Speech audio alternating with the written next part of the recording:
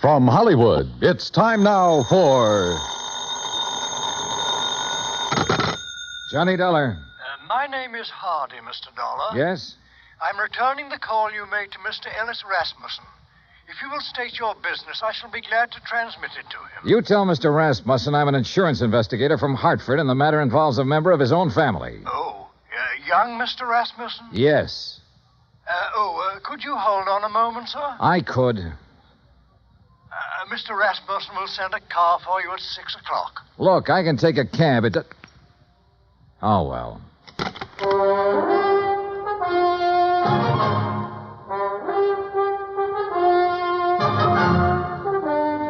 Bob Bailey in the exciting adventures of the man with the action-packed expense account. America's fabulous freelance insurance investigator. Yours truly, Johnny Dollar.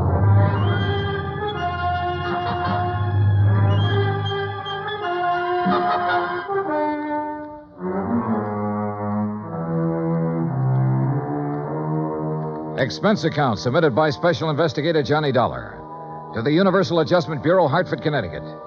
The following is an account of expenses incurred during my investigation of the Rasmussen Matter. Expense account item 1, $204.35, airfare from Hartford to San Francisco to Los Angeles. Trying to compile the details of the Rasmussen case. I'd been on it 3 days when I was stonewalled in Los Angeles with a Holmby Hills address and the phone number of Ellis Rasmussen. At 6 o'clock, a liveried chauffeur in immaculate uniform stepped up to me at the desk. Mr. Dollar? Yes? My name is Stauffer, sir. I have Mr. Rasmussen's car outside. Well, gee whiz, Stauffer. Ain't it the truth, sir?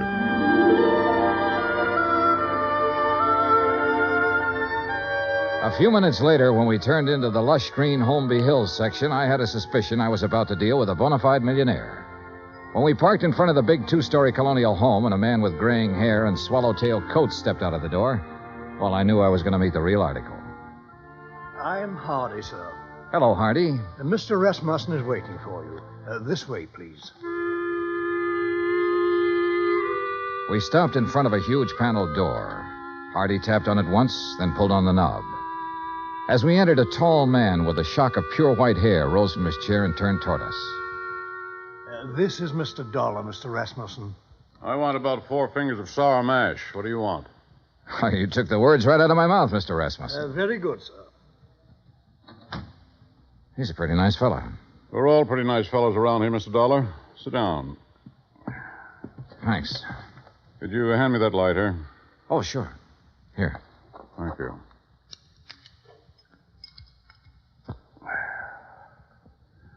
What are you doing in Los Angeles? Why, federal underwriters of Hartford wrote a blanket policy for all Imperial Rubber Company employees. Your son was an executive with Imperial when he was killed in Malaya last spring. Federal owes his widow $25,000. I don't know where she is, Mr. Dollar. I see. I doubt if you do. Let me put it this way. I never met the young lady. Fred married her one night in Elko, Nevada. 2 days later, they were on their way to Malaya. 6 months there, and the development station was raided by guerrillas one night. And I suddenly no longer have a son. Have you eaten your dinner, Mr. Dollar? Oh, I wouldn't want to trouble you. Hardy, set a place for Mr. Dollar. Very good, sir. Well? Well, I thought she might phone me when she got back to the States. She never did. Never a letter, nothing. I'm old and sick, but I still want to see the girl my son married.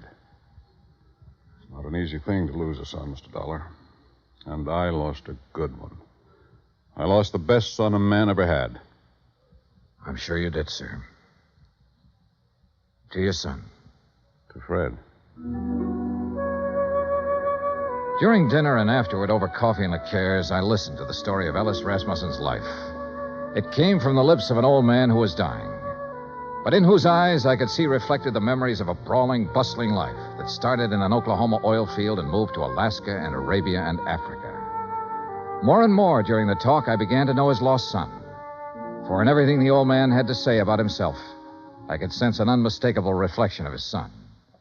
Finally, I thanked him and left. If I may say so, I do hope you'll call soon again, sir. Mr. Rasmussen enjoyed your visit very much. I haven't seen him so much like his old self since we received the terrible news of young Mr. Rasmussen's death. He must have been quite a man, Hardy. Young Fred Rasmussen. He was, sir. All of us miss him dreadfully. None of us ever met Mrs. Rasmussen, and we were most anxious to receive her, especially after young Mr. Fred's death. I imagine so. The car's all ready, Mr. Dollar. Good night, sir. Good night, Hardy.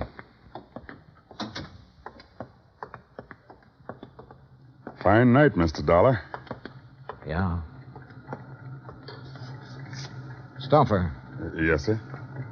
I didn't want to press the point with Mr. Rasmussen, but now maybe you can straighten me out. Did he approve of his son's marriage? Let's put it this way, Mr. Dollar. Mr. Rasmussen approved of Mr. Fred. And if Mr. Fred got himself married, then Mr. Rasmussen approved of the girl. Between them two, they had that kind of understanding. Real people. Expense account item 2, $1.98. Telegram to Personnel Division, Imperial Rubber Company, requesting a copy of all information they might have on Laura Olson Rasmussen.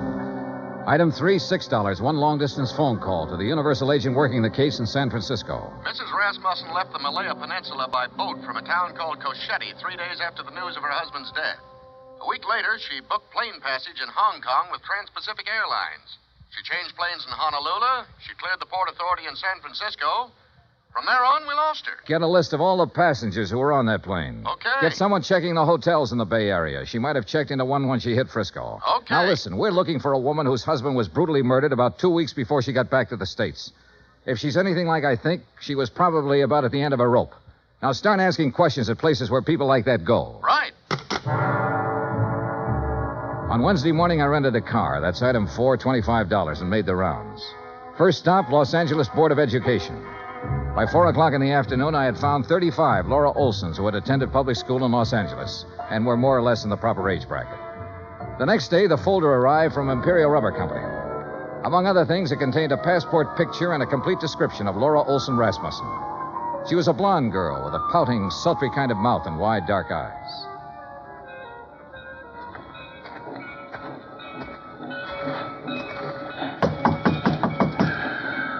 You down there. Yes? What do you want? I'm looking for Mrs. Frances Olson. Are you Mrs. Olson? I don't want to buy nothing. Do you have a daughter named Laura Olson? Are you a policeman? No, I'm an insurance investigator. I'm trying to locate Laura Olson Rasmussen. Well, how'd you get this address? What's that? A picture of her. Let's see. That's my Laura. What about her? I've been trying to locate her for some time. Is she here? No, she ain't here. She ain't been here for 5 years. Do you have any idea where I can find her? Friends, maybe? Other relatives? You say her name's Rasmussen now? Yes, she married a man named Fred Rasmussen. Married? Well, ain't that just something? You didn't know your daughter had been married, Mrs. Olson? How would I know? How would I know anything about her?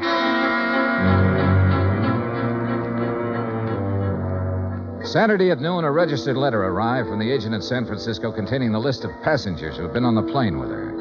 3 of the names were in the Los Angeles area, including a Mr. Oberlin who lived in Pasadena.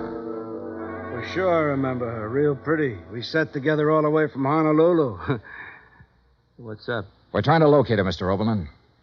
Did she happen to mention her plans when she returned to the States? Plans? You know, what hotel she might be staying at in San Francisco? Or if she was going on to another city? No, not her. You say that very emphatically. Yeah, I guess I do. You didn't have to show me a picture. You know, a guy always prays he'll meet someone like her on a plane, you know what I mean? Yeah, live it up. Yesterday's gone, she said tomorrow ain't here, and the only thing we got is today. Yeah, we had a swell time. You're sure about this? We were pretty chummy, pal, if you want the truth of it. Mr. Oberlin, did she mention anything about being in Malaya before she boarded that plane? Then she didn't tell you that her husband had been killed a week before. Killed? How? He was murdered by guerrillas in Malaya. Oh, no, she didn't mention that. She didn't mention that at all, Mr. Dollar.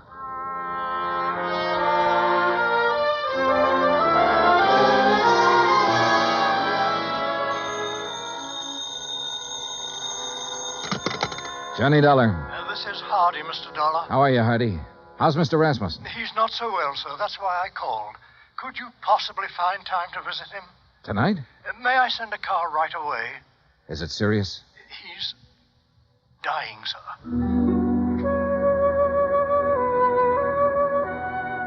I knew why he wanted to see me. Have you located my daughter-in-law yet? No, I haven't located her, Mr. Rasmussen. But I know something about her. I know she drank whiskey and flirted with a fat salesman on an airplane all the way from Honolulu to San Francisco. I know her mother's a drunk. I know she didn't think enough of you or your son to contact you or anybody else when she got back. Mr. Rasmussen, it looks to me like your daughter-in-law's a first-class bum.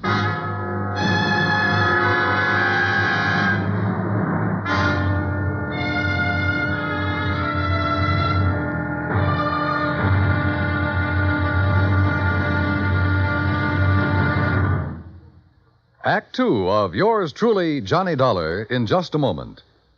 Our daily lives are sharply affected by world news. And for a complete roundup of the news every single weekday evening, just keep your dial on CBS Radio for the news broadcasts of our famous CBS newsmen, Edward R. Murrow and Lowell Thomas. Hear up-to-the-minute news with Edward R. Murrow and Lowell Thomas on CBS Radio. Now, Act Two of yours truly, Johnny Dollar, and the Rasmussen Matter.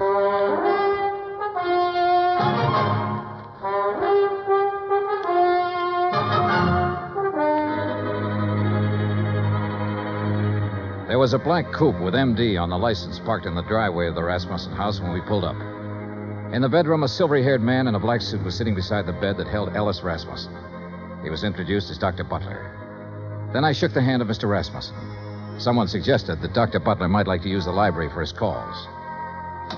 And I was alone with the old man.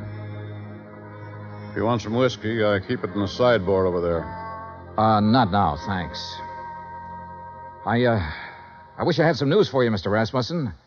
We're finding out things, but we haven't found her yet. What things? Oh, things. Nothing important. Dollar, if I judge you right, you know your business. And if you haven't found my daughter-in-law by now, you've certainly found out what kind of person she is. So tell me. I haven't met her. I don't know. You're being evasive. I don't work for you, Mr. Rasmussen. I'm an insurance investigator trying to locate a woman and pay off a claim. If I don't find her, the case will just have to sit, unless you or someone else concerned makes a report to missing persons. Then the cops can take over, and maybe they should right now. My son was a fine man. I can look back on all the years I had with him and be proud of every year and every day. He married a girl named Laura Olson. I don't know where she came from or who she was, but I know my son wouldn't have married her unless he loved her, unless she loved him in return and was worthy of his love. You know a lot, Mr. Rasmussen. Perhaps I should go to the police. No, don't do that. We'll find her, Mr. Rasmussen. We're getting it narrowed down. Well, I'd better leave now. As you say. Mr. Dollar. Yes, sir.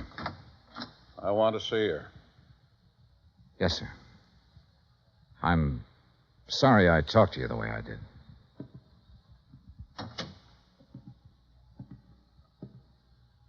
Phone call for you, Mr. Dollar. Would you like to take it in there? Oh, yeah, sure. Keep an eye on him, Hardy. Trust me, sir.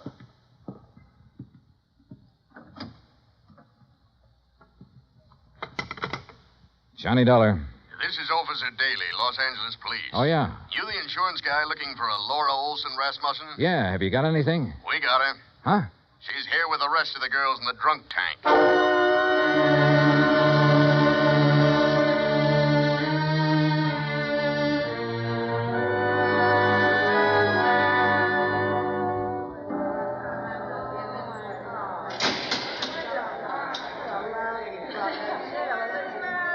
A drunk tank will always smell of disinfectant. This one was no different. There are no bunks, no chairs, no blankets, no nothing.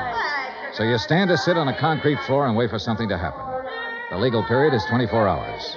You get rebooked or you get released. It all depends. What's the story on her, Dollar? I've got a check for $25,000 for her. Gee, insurance money? Yeah? Quiet! Quiet in there! All right, quiet down! You girls better learn to get along. Which one? Back there, sitting on the floor. Oh, good. What's the situation? If somebody comes up with bail, they can have her. Expense account item 7, $100 bail. While I was waiting around, Officer Daly broke open a file on her. A dozen aliases, a dozen charges, and one conviction for shoplifting. A career of petty thievery that began at the age of 16 and ran up into a 22nd year. Expense account item 8, $35 telegrams. I sent wires to all parties concerned, all parties except Ellis Rasmussen, ordering a stop on their activities since Laura Olson Rasmussen had been found.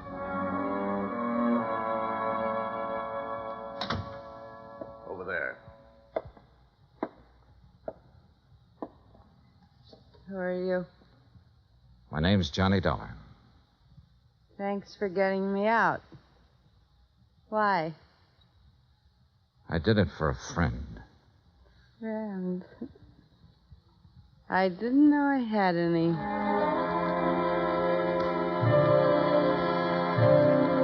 Expense account item 9, 20 cents, 2 cups of coffee. We had it in a diner across from the women's section of the main jail. I looked at Laura Olson Rasmussen while she drank the coffee. Looked at the blonde hair and the wide eyes and the pouting mouth. Looked at the woman who had once been the wife of Fred Rasmussen. What's the catch, mister? No catch. You put up $100 for me. I don't know you from a load of coal. No, you don't. Where do you live? I've been staying at the Piedmont Hotel. You know where it is? No. Well, not many people do. Especially people with clean shirts. What have you been doing since you got back from Malaya? I've been getting along. You got something to do with Fred? You know about Malaya. I know about a lot of things. I've been looking for you for a month. So what? Why didn't you contact your father-in-law when you got back? Why should I? What would he care about me? He never met me. What do I mean to him? Right now, since he no longer has a son, you mean everything to him. You're kidding me, mister. I wish I was kidding you. I wish to heaven I was kidding you. Well, what now? Oh. I want you to come over to my hotel with me. Oh, now look. To sign some papers. I have a check for $25,000 for you. What was that? Your husband was insured. You're his beneficiary. All you have to do is fill out an application. I'll give you the check. I don't believe it. It's true. Come on. Expense account item 10, $2, cab fare to my hotel. I took her upstairs with me, stood over her while she filled out the necessary papers. Outside of that, we didn't say a word. Johnny Dollar. This is Stauffer, Mr. Dollar. Hardy asked me to phone you to see if there's any word. Oh, yes. Well, what'll I tell him, Mr. Dollar? Tell him no luck yet, Stauffer. How's the old man? About the same, sir. Counting on you, I think. I'll talk to you later. Yes, sir. Here you are. Okay. Thanks. Here's your check. Anything else? Nope. That's it. Okay. See you around sometime. Sure. Fred told me about a man named Stauffer who worked for his old man for years. Was that him on the phone just now? Yeah. Yeah. I didn't know what I was going to say to the old man, but I did know I was hoping that if Rasmussen had to die, that he'd die before anybody told him the kind of daughter-in-law I'd turned up. I didn't want to be in on that. Expense account item 11, $83, hotel bill. I checked out at 5:30, picked up my airline tickets at the desk, that's item 12, then sat around the lobby for 5 minutes. Item 13, 2 drinks for myself. Mr. Dollar, Yeah? Oh. I read in the paper Ellis Rasmussen is dying. Is that true? That's true. Mind if I sit down? Suit yourself. What are you drinking? Nothing. I know why you didn't tell them you found me, and I don't blame you. If Fred's dad is anything like Fred was, then I know how you felt. Finding me the way you did. Let's forget it, Mrs. Rasmussen, shall we? I'd like to meet Fred's father. So you want to meet him, huh? The human thing would have been to see him when you came back. But not a line, not a word. That old man in that house knows his son was really a man. And on that basis, he believes, without seeing you, that his son married a real woman. He had love and sympathy and help and devotion and all the things you don't seem to have any use for waiting for you in that house. Oh, never mind. I loved Fred. Loved him from the first minute I saw him. You know what I was doing when I saw him? I was serving cocktails in a place like this. He didn't ask me what kind of a family I came from, whether I was good or bad. He just put one of those big arms around me one night and said, "You're mine." He said that to me. He said it because he loved me. No one ever loved me. No one. But he did. I told him who I was and where I came from, and all he said was, "You're with me now."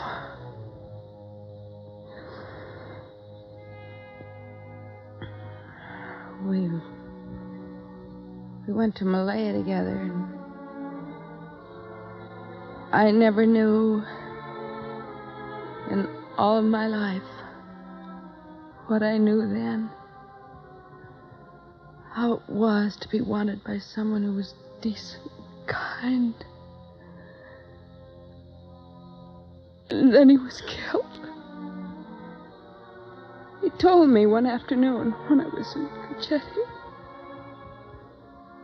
I took a boat, and then I took a plane back here. Go on. I want to see Fred's father. I took a car to the house, and I saw what kind of a house and what kind of people his family were. I didn't go in. Couldn't you see me, cheap, rotten, dirty little me? Couldn't you see me walking in there and saying, "I'm me"? Couldn't you see that mother of mine moving in? What would that have done to the old man? It would have crushed out his whole memory of Fred. But don't think, Mr. Dollar, I haven't got my memory, too. I didn't drink that away. I was loved by a man. And I loved him back. I've still got that. I'm going out there pretty soon. Would you like to meet him? Do you think I can? I think so. I think so very much. Oh, Mr. Dollar, I've been waiting in the lobby. I thought you might be here. How do you do, miss? Stuffer, I'd like you to meet Mrs. Rasmussen. Well, my. I'm mighty pleased to meet you. The boss will be mighty happy. She dried her eyes in the car. I didn't say much. She didn't say much. But in the half hour it took to get out to Holmby Hills, something happened to her again. The something that must have happened when the big arm went around her shoulders the first time. Good evening. Mrs. Rasmussen, Hardy. How do you do, Mrs. Rasmussen? We're very happy to see you. Thank you, Hardy. Fred spoke of you often. That was kind of Fred. This way, please.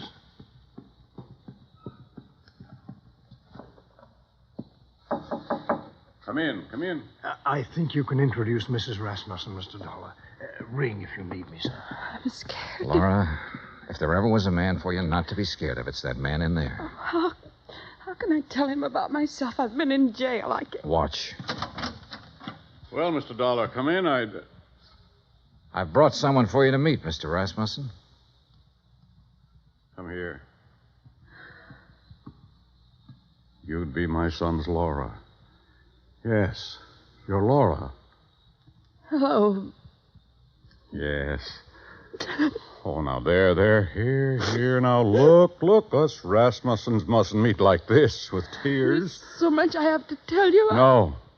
There's nothing you have to tell me. What? Let me put my arm around you. There. Now, feel it? Mm-hmm. You're my daughter. Do you understand that? Yes. Oh, yes. Then that's all the explanations we need between us. Yes. Hardy. Yes, Mr. Rasmussen? Bring Mrs. Rasmussen some brandy, I think. And I'll have some sour mash. Mr. Dollar? Sure. Make mine sour mash, too, Hardy. Very good, sir.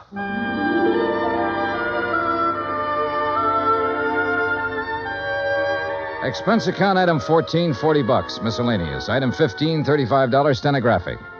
Expense account total $1,965. Remarks? The old man's got a few weeks more. Laura's moving into the house with him to take care of him. She won't be telling him a lot of things about herself. She doesn't have to. You should have stood there like I did and seen that big arm go around her shoulder when he said, "You're my daughter." Yeah. Yours truly, Johnny Dollar.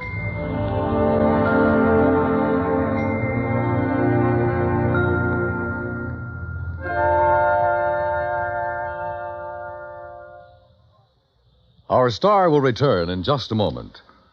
Folks abroad want to know more about us Americans, how we live, how we eat, what we do in our leisure time. You know something? You can help promote international goodwill by corresponding with someone abroad. For the name of a correspondent, write to Letters Abroad, 45 East 65th Street, New York. That's Letters Abroad, 45 East 65th Street, New York. Stay tuned for 5 minutes of CBS News to be followed over most of these same stations by the FBI in Peace and War. Now, here is our star to tell you about next week's story. Next week, one cute, tiny little mouse, that's right, mouse, almost scares a big insurance company out of business. Join us, won't you? Yours truly, Johnny Dollar.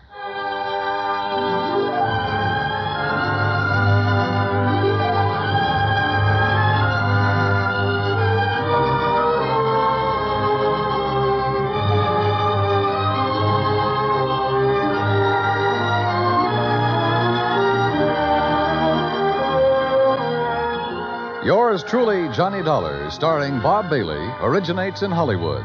Written by John Dawson, it is produced and directed by Jack Johnstone.